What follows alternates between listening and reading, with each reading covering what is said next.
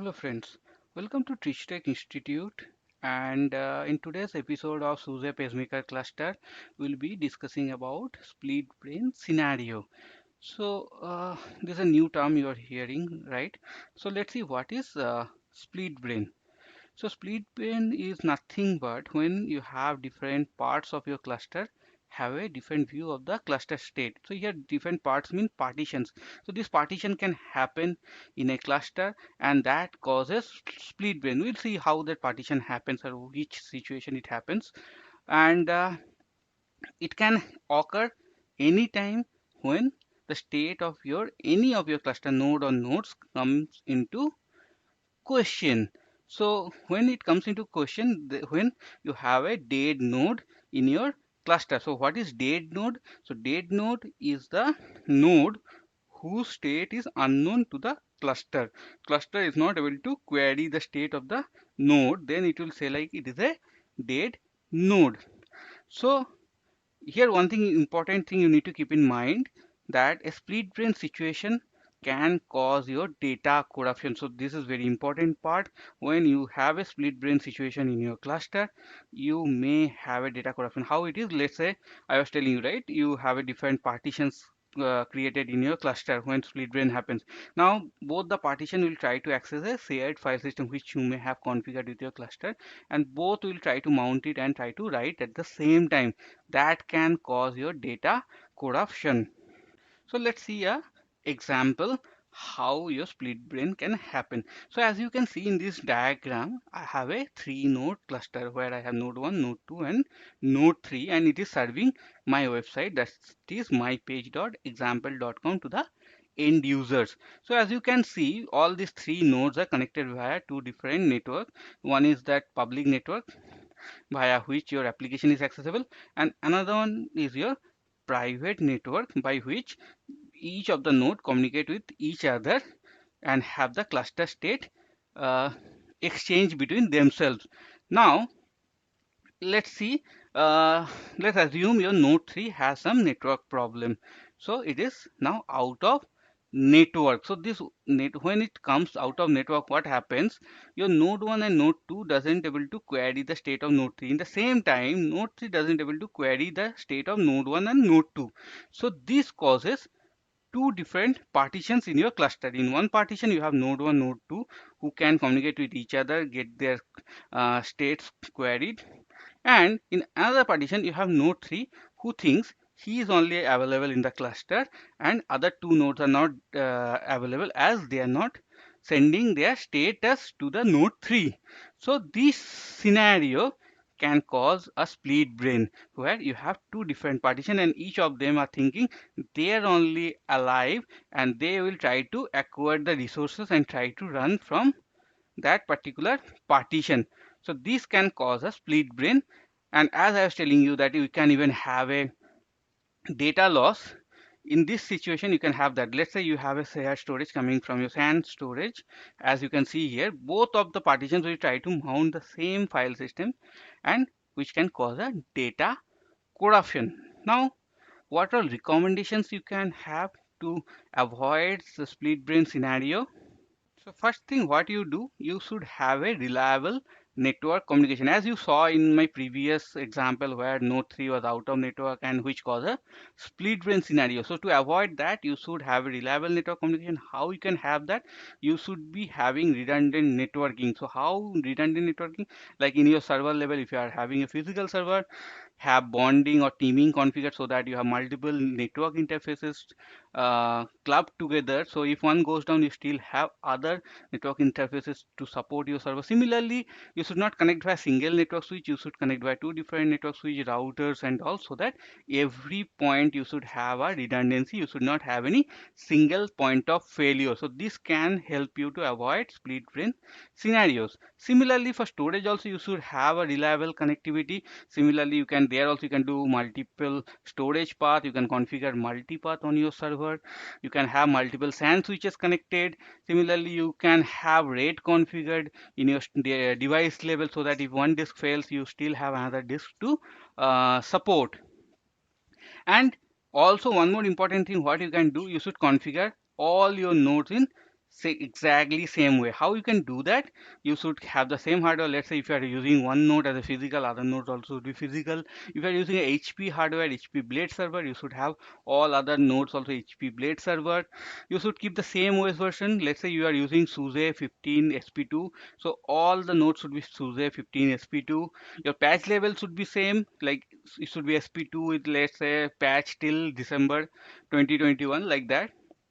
And important thing, all the important software's version and configuration should be same. Let's say your pacemaker should be having same version in all the three nodes, and also configuration should be similar. But remember, after having this also, you still can have split brain in your cluster. So now you know that split brain will happen. So what you can do to survive in a split brain scenario? So there are few recommendations are there to avoid or survive from a split brain scenario. First thing, always you should test your StoneIt resources and their configurations, and you should verify whether your cluster is able to fence your node in the event of failure. So you should have a thorough testing on your StoneIt devices. That is first thing. Second thing, always you should do a load test of your cluster resources. You increase the CPU load, memory load on your cluster nodes, and then see how your resources are behaving. And in that scenario, what all things you can probably test? One thing you can test like functional testing. So that's like how your other applications, interconnected applications are connecting. Are they able to pull the data or able to write the data in your cluster nodes? How is their response time? Those things you can test. Second thing, always you should check the timeout value in your cluster configuration. So you will have timeout values for your various cluster resources, their configurations, and you should have a appropriate timeout value set, because if you set very low timeout value, what can happen? Your cluster will not give you enough time for your resources to come up or the node to come up, and it may think like, okay, your resource is not responding, or your nodes are not responding, and it will try to fence the node. So you'll have a unnecessarily fencing of your nodes if you have a very low timeout. In the similar fashion, if you have very high timeout value, to avoid fencing, what happens in that case? Really, you have some issue, and your cluster will be still waiting for that timeout value to cross, and then it will do the fencing. So you may have a higher service unavailability or higher time before your cluster fence the node and move the resources to the other working node. So this timeout value should be proper, and you should always use a appropriate fencing device. So if you are using a physical device server, you should use ILO or power fencing. If you are using a virtual machine, probably you can use disk-based SBD, or if that virtual machine has any virtual level, any power fencing kind of option available, you can probably use those things. And important thing to remember, you should always have more than one storage resources configured. Let's say you configured your ILO as a fencing device for your physical cluster nodes. Now there is some network issue for your ILO connectivity. Now in that scenario, if cluster try to fence your node as your ILO is not available or unaccessible because of network issue or because of ILO issue, your cluster will not be able to fence the node. So you should have some other mechanism available. In case ILO fails, it will use that mechanism and fence the node. So you should always have more than one storage resources configured. And one more thing you remember, in your cluster there is a global option called StoneIt enabled, and that is set to true. That means your cluster will always look for StoneIt devices before starting up the resources. And if you don't have any StoneIt configured, in that scenario your cluster will refuse to start any resources. So this is a fail-safe mechanism, you can say, in your cluster by default enable.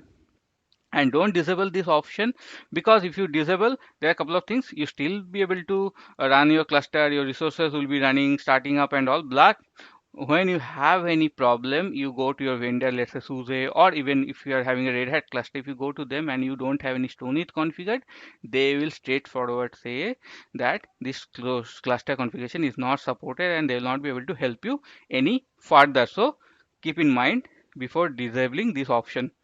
And also if you have DLM or OCFS2 configured and you don't have the StoneIt configured, in that case your DLM and OCFS2 will be waiting forever for a fencing operation before it's releasing the lock from that current node and move to the other node. So your DLM and OCFS2 also will not work properly.